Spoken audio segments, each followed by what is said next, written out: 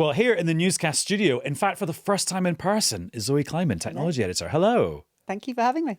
Welcome to the fake living room. I've never been here before. It's lovely. Although we've been on newscast hundreds of times. I have, but never in the same room. And perhaps never with such a landmark court case to discuss. Indeed. We'll see. And Faisal is here too. Hello, Faisal. Hello.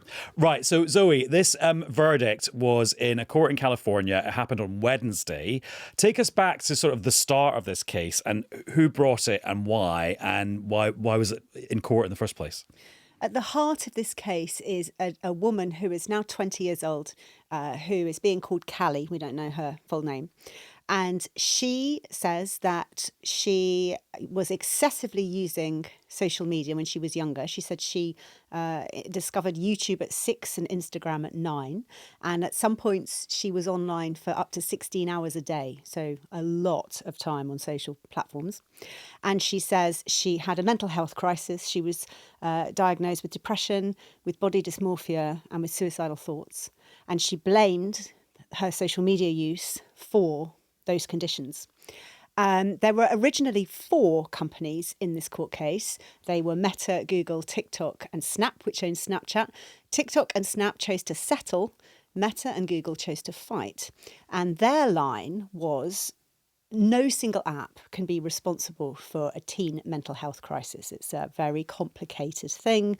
This young lady had a lot going on in her life. She'd already had a difficult childhood by the time she discovered social media, and that she was coming to the platforms to get away from her problems, and they were not the cause of them.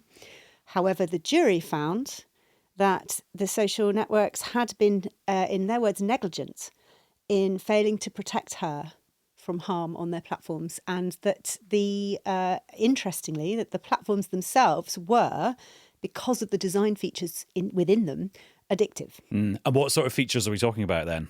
So you'll know them really well. Yeah. So this is, auto scrolling, right? The fact that you never run out of content. It's auto play. So a video lands and it just starts playing straight away to sort of suck you in. It's the algorithmic recommendations that are so good, aren't they? Most of the time at serving up that thing that you didn't know you wanted to watch next. Those are the kind of design features that are very deliberately there to keep you engaged, because what these platforms need are lots of people there for as long as possible, so that when they're adults, they see as many adverts as possible, and that's how the companies make money. And was the court just looking at the features that we can all see when we use these platforms ourselves, or was there other evidence that was brought forward that the judge and the jury were looking at? So I think those particular features were specifically brought up because, the heart of the trial was she addicted? And it's a term that we use lightly, isn't it? I'm just addicted to Instagram or whatever. People say it all the time, but addiction is actually a clinical term. And so for a court to investigate that and decide whether or not, it truly was an addictive platform because of the way it was built is a new era, I suppose. It moves it on from that casual, I'm addicted, to actually this is addictive. Yeah, and what sort of remedies did the court find? Because I know they've awarded her some damages. Yeah. Is it just money? Well, they haven't finished yet. So initially there are damages which total $6 million. It's about £4.5 million. And they have said that Meta has to pay 70% and Google has to pay 30% of those damages. But what we don't know is whether there will be further remedies to come. And also, Adam, you've got to bear in mind that this is only the second case of its type in the US. There are loads of these coming down the track. We've got a whole year of these coming through the courts, unless, of course, the companies decide to settle. So we're going to see a lot more of it. And already, in the 2 that we've had, Meta has lost. Faisal, does this seem like a new era for these businesses? Well, what Zoe's just described is the core business model, is it not, of many of these kind of offerings, of these forums, of these ways in which to connect people, but people with businesses and increasingly young people. And at the absolute heart of them was engagement and keeping people stuck on those platforms. And that is what made it good for advertisers. So, you kind of wonder where this goes, and it's one person, right? And, we know the numbers, and it kind of it's a very human example of some of the studies that have been done across, populations of 15-year-olds. There's kind of quite famous charts showing, around the time when social media kind of burst onto the scene, levels of happiness amongst young people going down. And, we have, as journalists, said, well, it's not, is it cause, is it correlation, is it accident? But and I think intuitively, many of us who are parents are just like, well, it seems obvious, really. But now we're getting a kind of legal sort of pathway. I mean, clearly their share prices have been hit. Like, where does the business model go if they're being held accountable in this way? It's a fascinating moment. Well, Zoe, let's brainstorm that, because I can see a pathway, as Faisal puts it, where, okay, this has cost the companies a little bit of money as far as they're concerned, a little bit of reputational damage, but they can maybe withstand that. Or as a different pathway where actually they re-engineer these products as a result of this court case. And there was a different court case in New Mexico the day before as well, wasn't there? Yeah, so some people are describing this as big tech's big tobacco moment. And if we look at that path, what might we see? Are we going to get health warnings on screens? Are we going to see restrictions on advertising and on sponsorship and partnerships that these companies are able to do? Are we going to see these addictive features disappear? But as Faisal says, that's kind of what makes them fun, right? If you go on a social network and there isn't really anything to do, you're not going to be there for very long. Will that be the nail in the coffin? Will it just fizzle out? Because there was an era of Facebook where you could get to the end of your news feed, couldn't you? And that was it. You're like, oh, well, I'll just shut it down and go and do something else now. Exactly. And because I'm really old, I remember Friends Reunited and how exciting that was, going, oh, here are all my school friends. And then I found my school friends and said hello. And then I was like, well, I'm done now. What else do I do here? Yeah. It just got boring very quickly. And without those engagement features, arguably, you're not really left with a lot to do, are you? And I think, though, it may be the case that what will seem to be the aberration is the fact that we allowed a Wild West of this type, in particular, to be foisted upon children.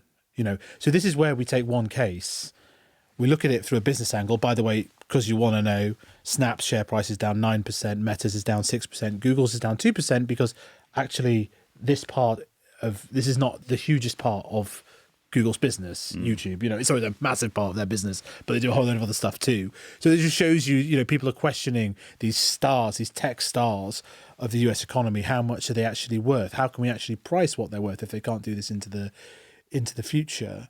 So yeah, as we look back on this and you think, wow, if they were addictive, and then people start to draw analogies with other addictive substances. Well, Zoe did with big tobacco. Yeah, well, tobacco, but then alcohol, drugs, whatever. Is that now how we treat this if it causes this illness? Actually, what I don't know is, from the court case, was there any sense of internal documents that showed that they knew that this was happening? One hears from whistleblowers. There have been various books about this. Well, I was covering this on 5 Live Breakfast this morning with Rachel, and we spoke to one of the lawyers who was involved in it, and he was talking about this document that had come from Meta, so the people that own Facebook and Instagram, that was about beauty filters. And basically, Mark Zuckerberg personally had been presented with this sort of dilemma about beauty filters. Internal research at Meta suggests this could be bad for people's body image, but equally introducing this feature and keeping it will be good for our business. And Mark Zuckerberg took the business side of that equation rather than the mental health side. So there were documents, weren't there? The whole discovery process meant that they had to deliver internal stuff. And sometimes I think, we are kind of surprised when these multi-billion-dollar companies act like multi-billion-dollar companies, but that's what it is. Meta might present itself as, we just want to unite the world and get everybody to be friends and love each other. But, it is a business, and at the heart of that business is the bottom line. Is there a jurisdictional thing here, to use a very pretentious word? Because actually, regulation of companies and social media and the media generally is very different in America than it is in Europe. I just wonder if actually we're already in a different regulatory environment here. Do you want to? Well, I mean, there has been a lot of complaints from the White House that it's in Europe, the European Union and the United Kingdom have been treating these companies badly. And I think where this goes is it does clearly open the floodgates if they were holding back in any way, shape or form. to kind of give these companies a massive kicking. And so this was done through this. What tends to happen in America is it's done through the court process. And what tends to happen in Europe, including the UK, is it's kind of done by governments and regulators and occasionally some bureaucrats. And we've already heard from the Prime Minister sort of piling on the back of this about regulatory solutions. I'm not sure about the extent of any court cases here, but that has been in trying to regulate tech across a whole stream of areas, copyright and things like that. The US goes down the legal kind of route, and the Europe goes down the sort of governmental sort of route. Yeah. And so they're quite different. This will greatly encourage those people in Europe that want to give a bloody nose to the US tech companies. There's no doubt about it. The US companies have this incredibly powerful shield in America, which is this thing called Section 230, Clause 230. And basically what it does is protects them from liability for what is published on their platforms. So that means if you stick something on Instagram that is illegal or whatever, the Instagram is not liable for it. Whereas if you did that here on the BBC would very much be responsible. Media companies do not have this protection. And the argument in favour of it is that the tech companies couldn't survive without it because they've got billions of people uploading billions of things in real time, all the time around the world. And, you know, obviously we're in an AI era now, but we weren't. And it was just impossible to manage that level of content. But there are questions being asked about whether they deserve that protection, right? Yeah, and that bit of law comes from the Bill Clinton era, doesn't it? When the internet was very new and we didn't really know where it was going to go. So just in terms of what the companies have said, so Snapchat and TikTok, they settled in advance. Do we know anything about their settlement? No, they have not. Super secret American court case style. And then you hinted at what Meta had said, saying that they thought there's lots of other factors that you've got to take into account when you're looking at somebody's mental health. What did Google say? Well, Google also disagrees with the verdict. And actually, it says that it does not consider YouTube to be a social network. It feels that the platform has been sort of misunderstood, I suppose, in this case. And the lawyer was saying this morning on 5 Live that this is the tip of the iceberg and that there will be many, many more cases. Is that what's going to happen? Well, there are lots of cases already in the pipeline in the US. And I suspect, as Faisal says, everyone is watching this and thinking, well, OK, I'm going to do it now because, you know, there's a chink in the armour here. I mean, these companies are so mighty that the fees that they've spent defending this one case are eye-watering, totally out of the scope of most people, especially, you know, an ordinary family or indeed an individual. Nobody has that kind of money. But they've lost, even with, you know, that mighty defence behind them and the seemingly bottomless resources. I mean, some tech contacts of mine were saying to me quietly that they think the reason TikTok and Snap settled was because they couldn't afford to fight it. Oh, right, because the legal fees are going to be so huge. And obviously there's a social movement now, and we know about it in the UK. It's, you know, it's pretty clear that schools are now saying, secondary school, you've got to have a sort of dumb phone, I guess, or like an old school burner phone. That's probably wrong as well, because that's got the wrong connotation. Sound like spies. You're talking. Kids don't have burner phones. We don't want them to do that. Yeah. A phone that doesn't have access to social media, you know what I'm talking about. And so that's becoming the norm now. And this is about social norms as well. Like, it's extremely hard for any parent to try and wean their kids off this stuff if it's given to them at any point. So what you're seeing is the school system, the education system. That's not mandated by the government. I think it is in some other areas, and we can discuss in a minute about whether the ban's going to come. But, you know, at school level, it's happening. And then you set a social norm, and then you find out that kids find other ways to communicate one-on-one instead of like en masse, instead of, you know, in this way, instead of showing pictures of themselves. You know, I think parents in general are becoming a little bit more savvy to what you want to expose a kid going through the travails of, you know, early teenhood. How much do you want them to have to like how much is too much information, connection, contact, you know, what is real about all this stuff? And then we haven't even got on to like, there's all this stuff going on with social media. That's a little bit rear view mirror now, isn't it? They're all sort of becoming friends with their AIs now, and who knows where that goes? But also look at their role models, their examples. Look at us. You know, again. Yeah, there you go. That's Faisal's that good? smartwatch strikes again. Look at the rest of us in their lives, right? I was on the Eurostar this morning coming back from Brussels.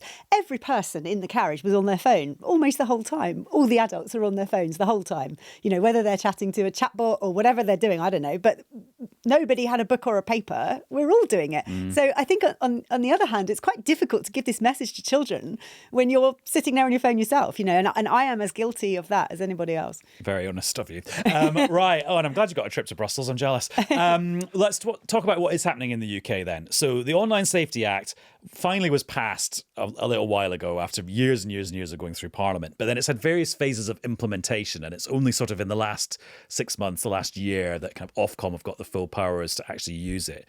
But now the government's doing a consultation about doing even more.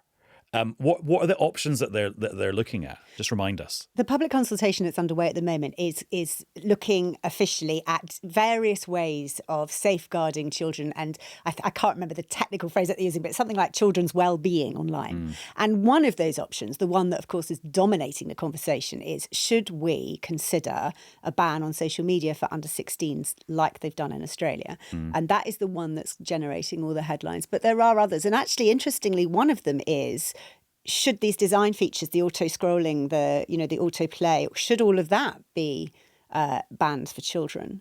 And another one is about, I mean, there are various ones. There's one about VPNs. Should children have access to VPNs? Now, these are things that mask where in the world you are. Yeah. They're useful tools for lots of people, and they're very sort of vital privacy tools. Why do kids need them? Or do they need them? You know, it's one of the things that's up for discussion. And I saw that this week the government's now launched some pilots with actual families where they're going to try out different options that are contained in the consultation. So they've got a bit of data about what happens when you implement these things. Yeah, I bet those kids are delighted, aren't they? Yeah, who gets to be in the no change group? Can I just ask one thing then? But in theory, if this has shown damage, it's not necessarily limited to kids, is it? I mean, the lady here, she's now an adult. Like, there's no theoretical reason why this may not have had a similar impact on some people who just happened on many millions more people, I guess. I'm just throwing that out there. But is this, you know, in this conversation, we're focusing on children. I mean, it's obvious why. You know, who was it? It was the former Twitter exec, Bruce Daisley, said on air to the BBC today something like, if this actually was applied around the world, some of these social media companies would be worthless. And so since I've told you that Snap was 8% down, it's now 9.5% down. Right. And actually, okay, you can have no views about social media, but if you've got a pension, probably a big chunk of your pension fund is invested in these firms. Yeah. Well, in probably Meta, which is one of the magnificent 7, less magnificent as it occurs just now. But yeah, you know, these are seriously. I do wonder though if in this case the courts are just catching up with where society has moved.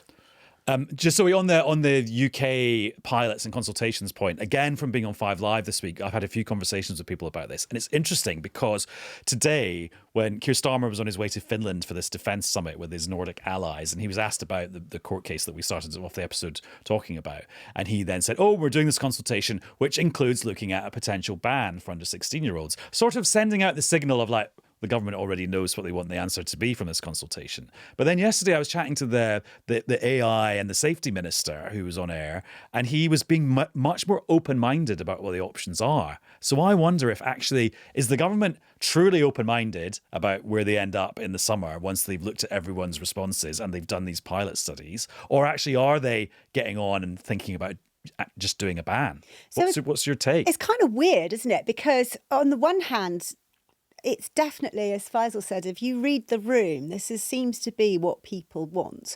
But they can't really be seen to be jumping the gun. They've committed to this consultation. I don't even think we're a month into it yet. They can't start saying, right, well, we think we know what you're going to say. And the other thing is there's a ping-pong situation going on at the moment between the House of Lords and the Commons. And this is over an amendment to a different bill. This is the Children's Schools and Wellbeing Bill that is primarily focused on education, but also includes safeguarding children. And the Lords wants to add an amendment which basically gives ministers a year to decide which platforms to ban for under 16s. And the Commons has kicked it out. They've rejected it. It went back to the Lords yesterday. They've pushed it again. Yeah. So it's going back to the Commons. So actually, currently, as things stand, Parliament's divided over it. Well, and this consultation that they launched a few weeks ago was the initial response to the first time the Lords did that. So Yeah, let's see where it goes, the Lords has strong feelings about it, I think, and the government is trying to be open-minded. I think you could probably separate out this dilemma of the UK trying to be kind of home to as many tech companies as possible and be the most attractive place from this issue of social media and children. Indeed, what you hear when you hear these companies is that they want clear regulation, right? It's the direction of travel. I don't think the UK is massively, the future of the UK would be massively specialist in social media. See what I mean? Yeah. Probably more like AI and quantum computing and things like that. So I think that where in other areas there's a more straightforward dilemma. If you want to host all the AI companies and the data centers, want them to invest in their best possible kit in the UK, you may have a conversation about copyright. You may have a conversation about energy policy. Yeah. I don't think too many of them are going to sort of run for the hills if there's a under 16. Yeah, because this was a court case media. involving YouTube, which is part of Google's parent company. It wasn't a court case involving DeepMind, which is the AI bit that's based in the UK of Google's parent company. So yeah, that's a pretty clear way of. Oh, here we go again. Here we go again. That's one person in my life has the ability to get through my through your firewall. Yeah. Right. Can we talk about a few other sidebar tech stories? So Zoe, one that really intrigued me yesterday was OpenAI, who run ChatGPT, they had this tool that was available in North America called Sora, which is their video generating tool. And if you're on social media, you will have seen hundreds and hundreds of Sora videos of like cats playing violins and things like that, which are not real. It sounds like they're turning it off. Yeah, so they launched an app for people to do their own AI-generated videos via Sora. It had enormous fanfare. They also did a big partnership thing with Disney, with the idea of creating content for Disney.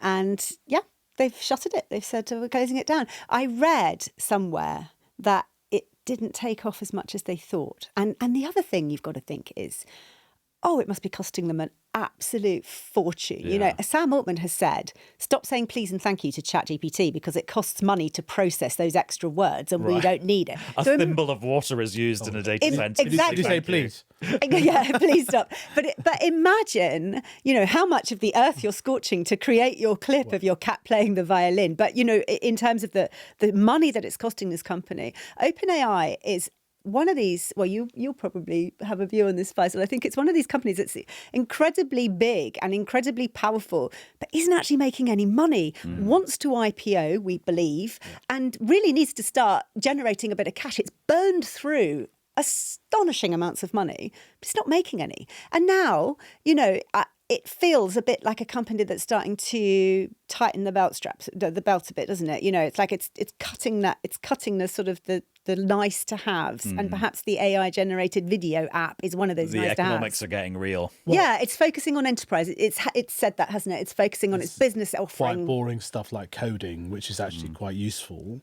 But I think it very specifically, the constraint on the growth of these companies is on compute power now, which in turn is about energy. So so if you look at something like Sora, I'm going to imagine here that as amusing as some of those videos were, it isn't making any money. If any money, probably. I don't know how.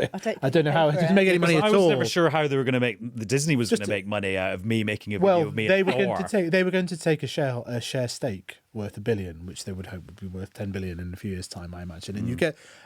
You can see why they wanted to do that. But like this time last year, every company was trying to do anything that involved OpenAI or ChatGPT. And every time they made these announcements, their share price went up. Now we're a world away from that. Almost like reality hit, I would say November, December. ChatGPT also facing like serious competition, for example, from Google with Gemini, but also from Anthropic with Claude for certain use cases. Whereas ChatGPT is a bit more generalist. So they are.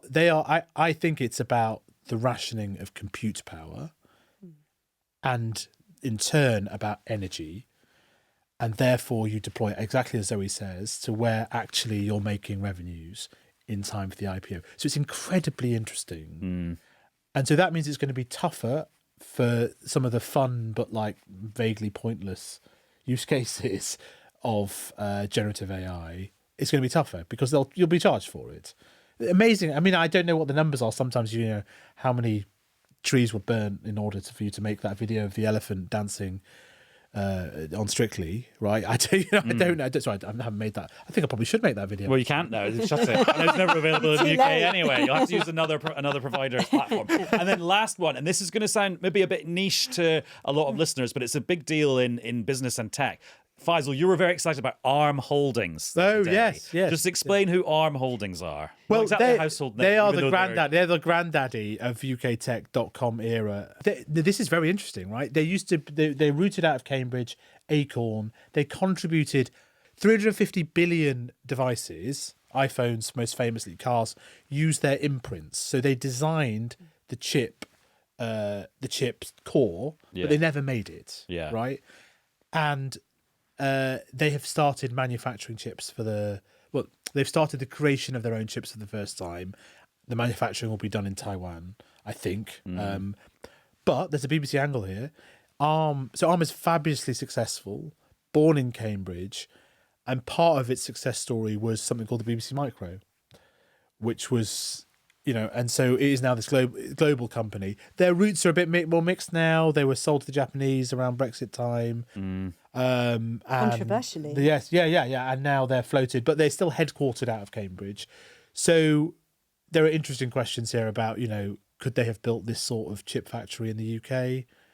And the answer is that we probably missed that boat. Yeah. Well, because it's interesting, isn't it, Zoe? Because you feel a sort of bit of national pride when you talk about it. Because it was British people that invented it, but it was also British people sort of let it go, and it's now in the hands of people who are not British. So it's a kind of like nostalgia story. Yeah. It's a heritage story rather than a thrusting British business story. They won't like you saying that, but I kind of agree. And I think that this is just symbolic of what happens in this country. We're good at ideas and we're good at startups and we're terrible at scaling up. Whenever I meet small businesses, medium-sized businesses, I always say to them, like, what's the game plan here? What do you want to get out of this? And they almost always say, I want to be bought by Microsoft or Google or Amazon. They never say, I want to be Google or Microsoft. There's just that ambition isn't there. I remember speaking to Mustafa Sulaiman, who deliberately decided to go to the US to set up his company.